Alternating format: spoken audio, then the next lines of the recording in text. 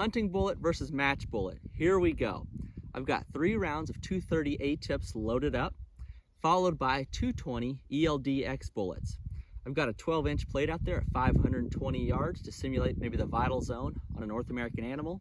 I've got a hasty position here on my 2Vets tripod, and let's see what we can do to connect out there on that plate. So 230 atips are calling for something like 2.3 mils, and I have a decent left to right wind, so I'm going to favor left edge.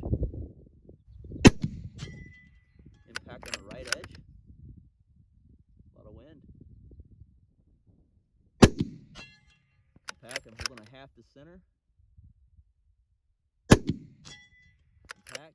Now, the 220 eldx is calling for about 2/10 more, so I'll go to 2.5 to center. Impact. Ooh, dropped off. Looked like the right edge. Impact.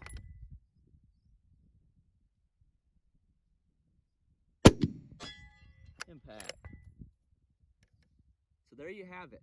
Now let's take a close-up look at what's going to be in the rest of the video. We're going to push both of these bullets out to some pretty far distances to give you a look at how a match bullet stacks up to a hunting bullet at long ranges. I feel like we can all agree that when it comes to long-range target shooting, a dedicated match or target bullet will give you your best opportunity for success. But if you're like me, you've probably asked yourself, just what is a hunting bullet capable of in a long-range target application? Well, if you're curious, stick around because we're going to deep dive into that exact topic in this video. Now, you already saw a little teaser there in the intro where I shot the 220 eldx side by side with the 230 atip out to 520 yards on a 12-inch plate. And what you saw there, very little trouble making impacts on what is probably a realistic size target for a vital zone of a North American animal. I only missed with 1 round that seemed to be kind of a windage error, but ultimately, to compare the bullets, my point of impact was very much the same, something like 0.2 mils of elevation different. Wind seemed to be about the same. There's a little bit of variation in the wind, so I really can't call a difference there. But ultimately, 520 yards, performance was very acceptable out of both rounds. Now, from here, let's take a deep dive and push even further. So what we're going to do in this video, we're going to move down to 100 yards and set a baseline for accuracy, velocity, standard deviation, extreme spread. Set a baseline on those numbers so that we know what to expect out of this package as I push the distances even further. From there, I'm going to set up steel, start maybe in the 800 to 1,000 yard range, see if we can connect with each of the rounds, and if we are, we'll push out even further. What I hope to do in this video is get out and beyond 1,000 yards to really test that 230 atip as well as the 220 eldx out of my 300 PRC Barrett Mrad. So what else are we going to run for gear in this video? As I mentioned, this Mrad, you've seen it on the channel many times, is a great shooter. I know it loves the 230 atip. I've got a ton of hits with this rifle beyond 1,000 yards using that bullet. So the rifle is in factory configuration. I've just added some weights to help tame the recoil. For a scope, I'm running the Element Theos 6-36. I want to give a shout out to Utah Air Guns as they sent me this scope for use on the channel. This is my second trip to the range with a scope, and so far I'm impressed. I really like the reticle. It gives you useful information while being relatively clean. I love the turrets on top here. You don't need tools to re-zero those turrets, so it makes it really quick and easy to set your turret back to zero. That might be my favorite feature so far. And I really like how easy it is to adjust the magnification lever. Now, I will do a dedicated review on this scope at some point down the road, but I want to wait until I get some more time on it. So again, thank you to Utah Air Guns for helping me out with this scope. The scope is mounted in a Griffin Armament 1.5-inch single-piece mount. This mount was sent to me by Griffin. If you've been around my channel, you know they've been a long-time supporter. And I would ask the next time you think about an AR or suppressor purchase, don't forget to check out Griffin. They've got a ton of really cool products for the AR and suppressor market. Now this mount so far I'm impressed with. It's got 6 screws that hold each of the rings. Scope is very secure, but I really like how it allows you to attach accessories. So as you can see, I've got a Reptar rail here, as well as a bubble level here on the side. There's a ton of other accessories you can mount on these, but it allows you to turn your mount into a very useful base for other tools to get the long range job done. As you can see, I've got my Impact 4000 on top of the scope here, and we'll use that periodically throughout the video. Now, another item here on the rifle is my ear protection as well as my eyes, and that's from a new company called Warbird Pro. I'll take a second here, give them a shout out. If you're in the market for protection, whether it be eye protection, ear protection, or even soft armor, swing by and check out Warbird Pro. They're a supporter of my channel now, and it's going to allow me to help you out. When you order from Warbird Pro, use the code MULLETS to get yourself 10% off of your order. So that's my way, first time here, to be able to give back to my audience. I appreciate each of you for helping me grow this channel. It's the supporters like you that are allowing me to get opportunities like this to keep creating new content. So thanks to each of you that are returning from a previous video, and welcome to the new subscribers. Now, what are we going to run for ammo? Well, I have two different loads here, both from Ally Munitions. So again, Ally Munitions, they've been around for quite a while. I really appreciate their support of the channel. What we have in store today, the top box here is the 220 grain eldx load from Ally Munitions, and the bottom is the 230 atip load from Ally Munitions. Now, this is really premium ammunition. This ammunition is going to ship in Lapua brass. You're going to see it's going to perform extremely well. It comes in a very nice carry case. This thing is super sturdy, premium ammunition that I can't wait to show you how it performs. I have very high expectations. So what do we do from here? Let's move down to 100 yards, get our baseline of performance, and then start pushing the distance out further. At the end of the video, we'll come back here, we'll wrap up, and I'll summarize with my experience shooting each of these bullets out to long ranges. So unfortunately, I had a bit of a microphone fail here in this segment of the video. I'm going to have to add my audio in after the fact. But certainly I started out both loads on paper at 100 yards to establish a baseline of performance for accuracy and velocity. First up, I fired 5 rounds of the 230 ATIP on the center right-hand dot there. And what I saw is those 5 rounds went into a group roughly 1 inch or 1 MOA, which is impressive accuracy out of the rifle. And I shot those through the true ballistic chronograph, where I got an average velocity of 2860. But most impressive was how small the extreme spread was in the SD of 5. That is going to perform extremely well as we get out to extreme long ranges. And the true ballistic chronograph measured a G7 BC of 0.413. Then I swapped over to the 220 eldx and fired those 5 rounds on the center left-hand dot. And those 5 rounds went into a group roughly 1.1 inch or roughly 1 MOA. Running across the chronograph, I averaged 2855 feet per second with an SD of 13 and a larger extreme spread and a lower G7 BC of 0.362. So it's going to be a little bit more challenging to stretch this load out. Lower BC, more velocity spread will lead to inconsistencies as we push the distances out pretty far. But from here, let's move out to steel and see what happens as we stretch the distance out.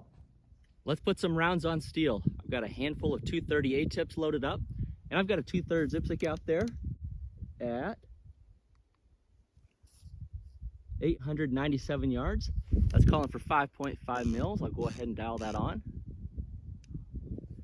Windage wise, I have a decent, probably 8 to 10 mile an hour wind coming from about my 8 o'clock. I put that into the vortex. It's calling for 0.9 left. Let's see what we get.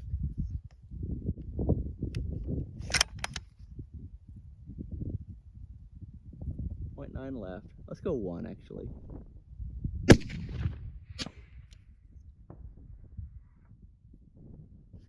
Actually, looks like that was closer to probably like a point, maybe a 0.7.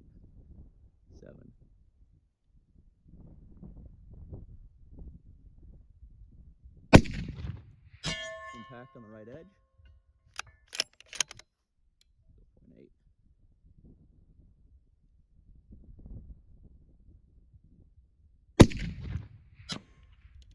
Off the left edge.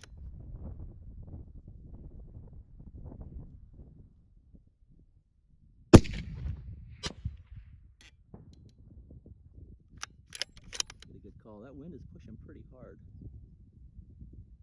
0.8.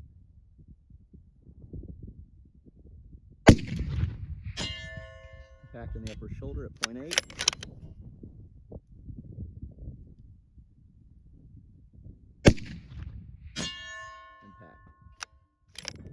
like 5.5 mils at 0.8 left is where we're connecting with the 238 tip. Now let's try the 220 eldx.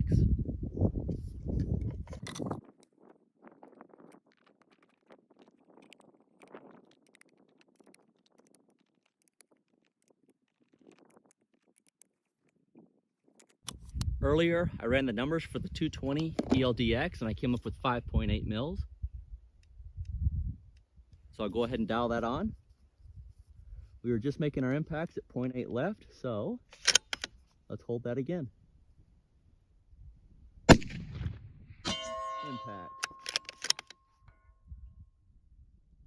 I'm going to go to 0.9.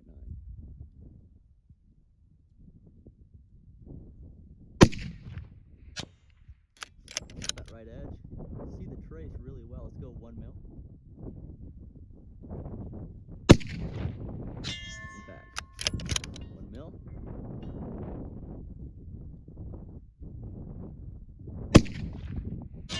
Impact. So the 220 eldx, I'm at 5.8. So 0.3 mils more elevation, or roughly 1 minute. Let's push on out a little bit further. We've got a full-size zipstick out there, which should be about 1425. Calling, now this is programmed for the 230 atip data. That's calling for 11.5 mils. But in my shooter app in my phone, I programmed in the 220 eldx, and that is calling for 13 mils of elevation. So I'll go ahead and dial that on. I'm in the second rev of the Element Theos scope. The 230 atip is calling for 1.6 mils left of wind, but with the 220 and the lower BC, that wind flag is ripping pretty good. Let's go 3 mils. 2.5.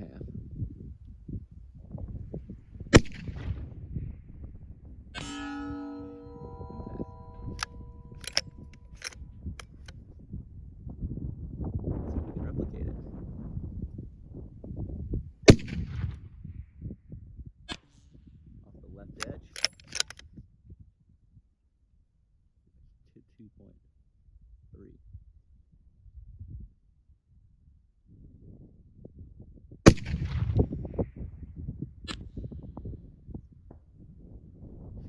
So that's going to go off the right edge.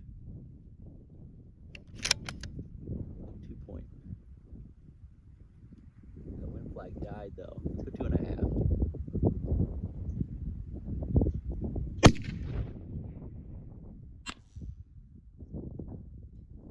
Consistent over there at about 2.8.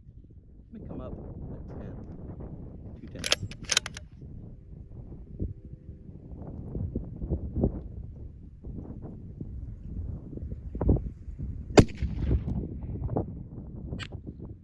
Man, that wind flag is dead.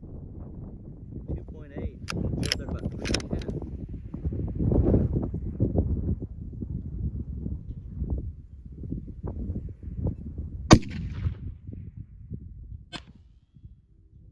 Off that left edge.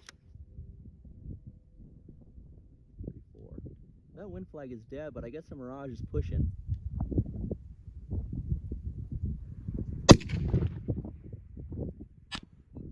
Man.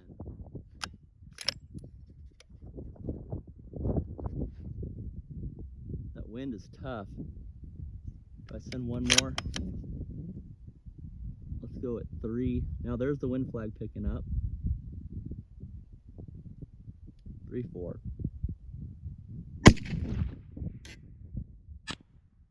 Off the right edge.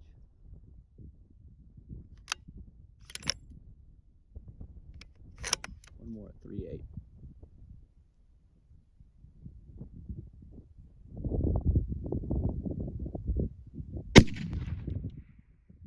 Impact at 3.8. I got one more. Let's send it quick.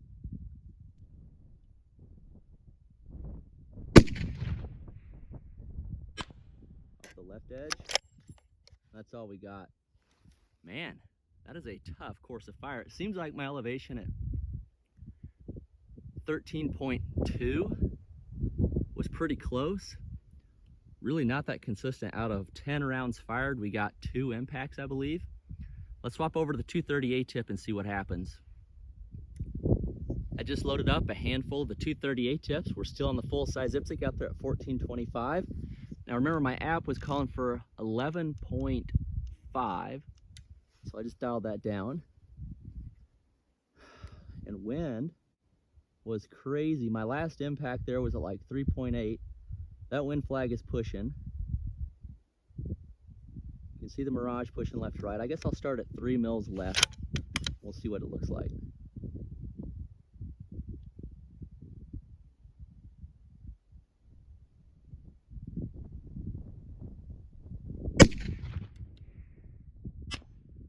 Wow.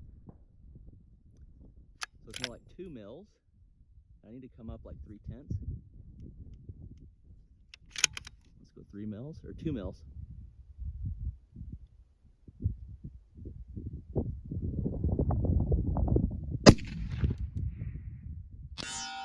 Impact.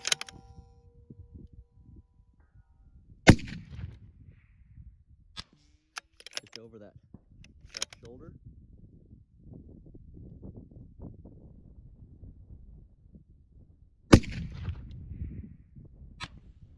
Alright, so those both went a little bit high. Wind did look good. Let's come down 3/10.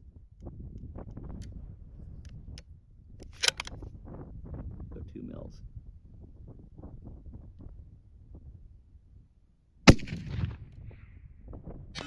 Impact.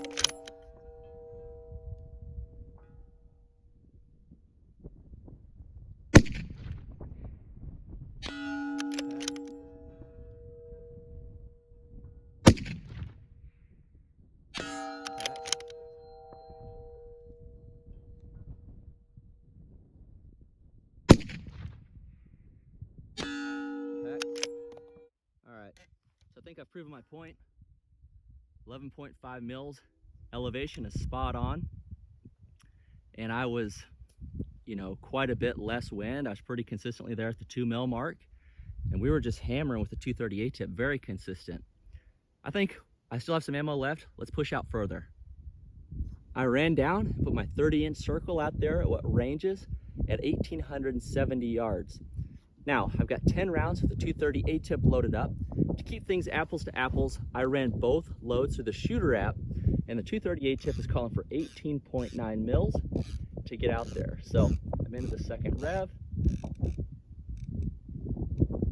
There's 18.9. Wind is really ripping out here big time. The shooter app, I'd put in 10 miles an hour from about the 8 o'clock, and it called for about 3 mils to the left. So let's start with that. 3 mils left. You can see the plate's kind of swinging out there in the wind. I can see it really well right now.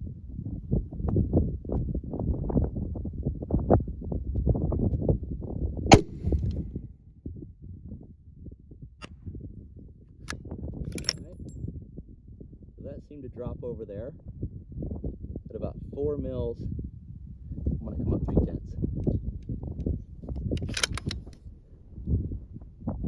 4 mils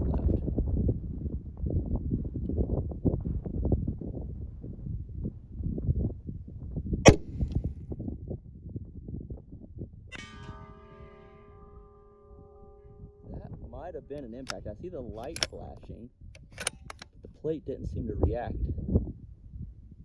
Let's try one more. Maybe a T-post?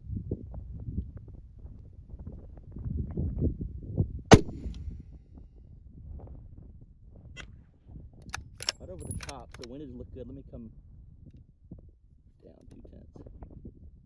4 mils looks to be decent.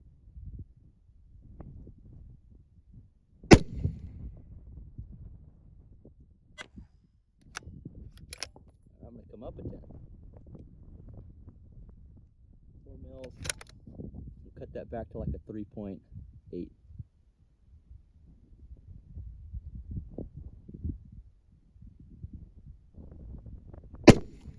Man, that wind is ripping. That was an impact. I believe it's a little bit low at like 7 o'clock. Let me cheat up. That appeared to be an impact.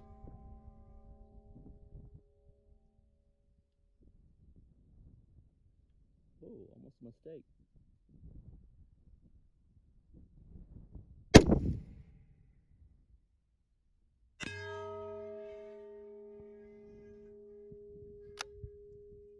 That might have been an impact. I see the light.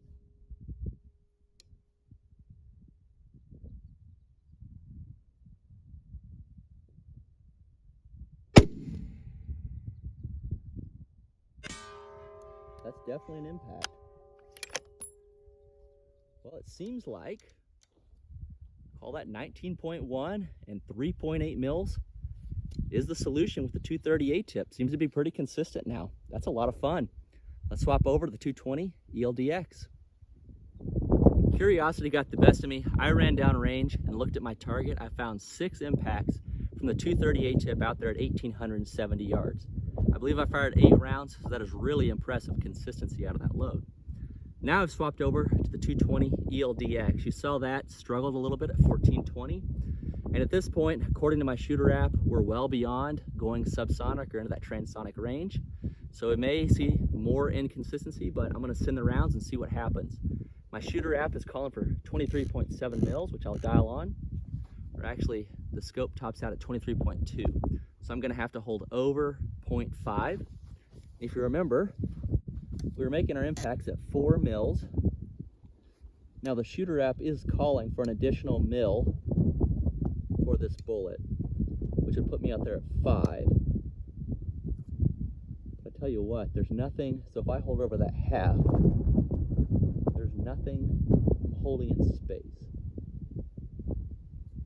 So I tell you what, let's start at 4 mils. I'm gonna dial 4 mils left, and I'm doing that because if I don't, right now I'm just holding in space. So let me go left, 4 mils. I rarely dial win, but now I'll be able to hold dead on the plate over 0.5, and now I get much more reference data when I send my rounds. So I'm gonna go 4 mils, which is where we made our impacts.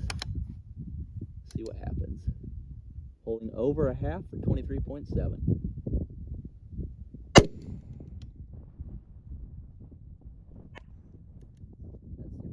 Over the plate. Really, it seemed to go over the plate about maybe that half that I'm holding. So let's take that out. Now we're back to 23.2. Windage actually looked quite good.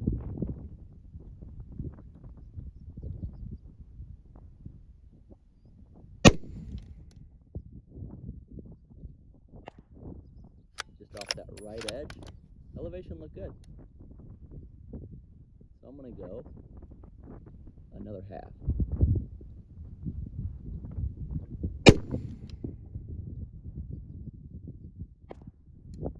Too much wind.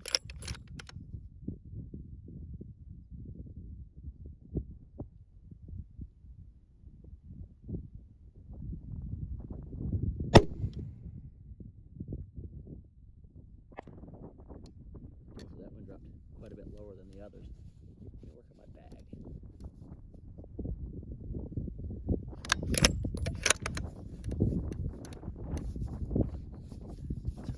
There we go. So that one seemed to drop a little bit low.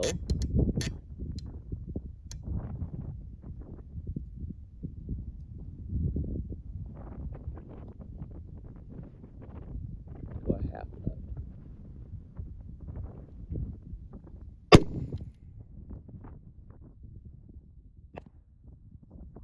That dropped low. I'm going to favor up. Couple of tenths.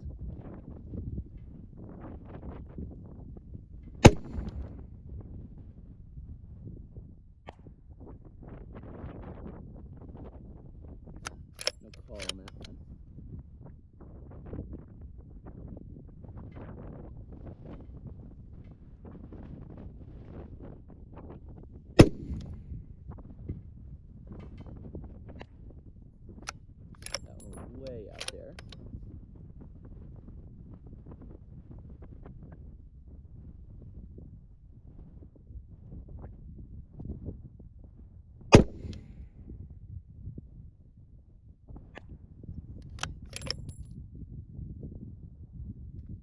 be over there at about 1.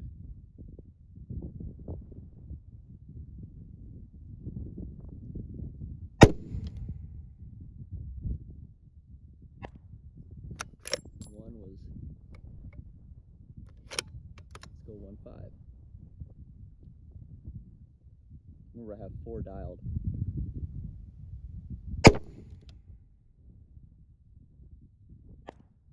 Just off the left edge. And that's it. That was a tough string of fire. Really wasn't able to connect hardly at all. I went 0 for 10. But it does seem like 23.2 mils, which is kind of where the scope tops out, seems to be in the ballpark. I was fighting some windage for sure. Maybe that's where we're seeing the effects of that lower BC. Just not as consistent when it gets out there to these far distances. So from here, let's wrap up and I'll give you my thoughts.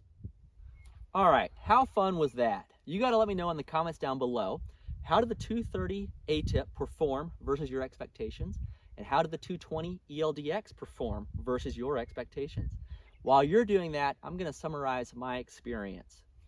Now in the intro, you saw me have no problems with either bullet connecting on that 12-inch plate at 520 yards. Both are very capable of impacting what I felt like was a realistic vital zone size target for a North American game animal. Point of impact was different by about 0.2 mils, so nothing major, but a slight difference there, slight advantage to the 230 atip. Then I moved down to the 100-yard line to establish a baseline of performance. What we saw of the 230 atip was beautiful performance, a 5-round group just under 1 inch. But what I was most impressed with out of the Al Ammunition's load was the average velocity of 2860, but most importantly, the standard deviation of 5. That is an awesome standard deviation, and that is going to give you extremely consistent performance when you push out to longer ranges, and we saw that in this video. The other cool thing there at 100 yards was the data on the 230 atip for G7 BC out of the FX True Ballistic Chronograph was spot on, almost out to 1900 yards. That spit out a G7 BC of 0.413, and that's what I shot throughout the video. I found that G7 that I got there at 100 yards to be spot on. That is really cool to be able to use your chronograph to get a true BC for your bullet in your conditions. What did we see out of the 220 eldx? We saw a 5-round group of roughly 1.1 inches. 4 of those rounds went into maybe an inch or so, with the 5th one pushing out to the left. Could have been me with some shooter error. There was a lot of mirage out there. That dot was wobbling around. Maybe in better conditions, I could have shot a little bit better.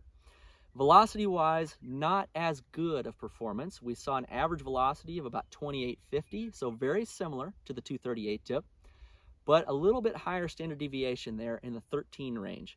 What that means out at longer distances, it won't be quite as consistent from an elevation perspective, and I think we saw that in this video. Ultimately though, very good performance for a hunting round. That will get the job done on many animals across North America. From there, we pushed out to steel at 900 yards, and we saw great performance out of both bullets. The BC information that I got out of both bullets allowed me to make those impacts. I didn't have to make any corrections there at 900 yards.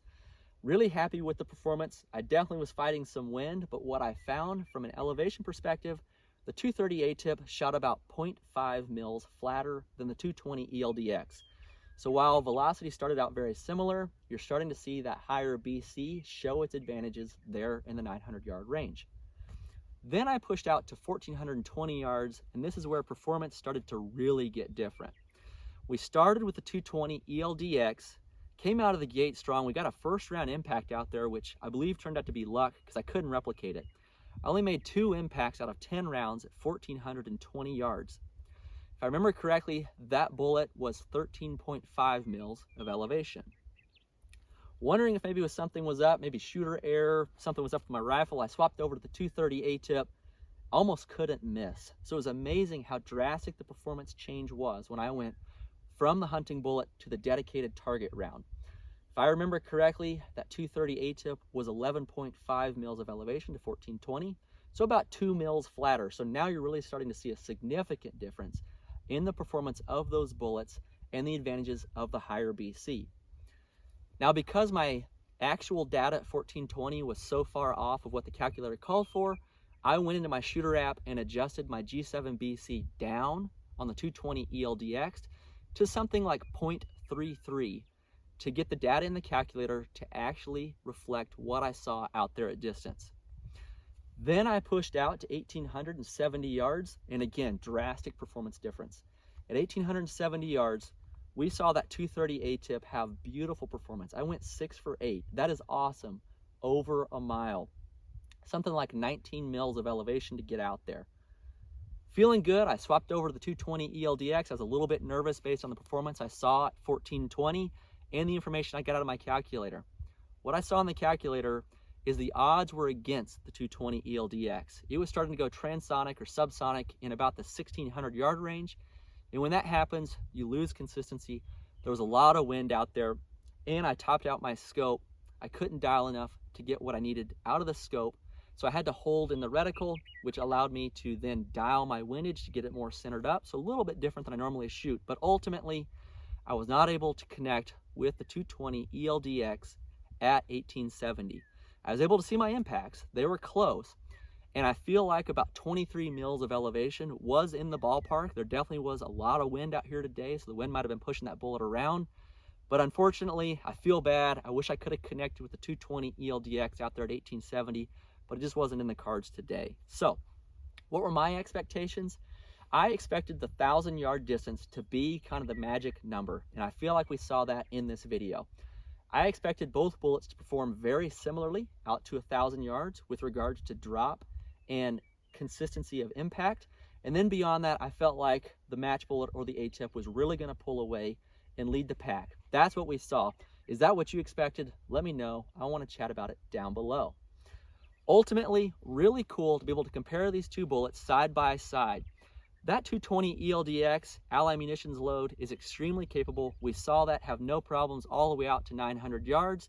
Great performer on a realistic target at 520. Beautiful load. But if you're going to try to push the distance, that's where a target bullet is really going to help you out. Using great gear is really going to allow you to determine, is the issue you? Is it something else? If you start off with maybe a bullet that isn't designed for your application, you're going to be behind the curve. So using the proper bullet for the proper application is going to give you the best chance of success in either one of those applications. So I had a ton of fun making this video. You got to let me know, what did you think? Now, if you've made it this far, I appreciate you sticking around. I'd like to ask for your help growing this channel. It's really easy to do. Drop a like on the video, comment down below, let me know what you thought about it. But the best thing you can do to help me grow this channel is subscribe. If you subscribe, you'll be in line for my next video drop. I got a ton of really cool content coming, and I hope you'll join me. Don't forget, if you're in the market for eye protection or ear protection, check out Warbird Pro and use my code MULLETS to get yourself 10% off. From here, hope you'll join me in my next video. It's coming soon, so stick around.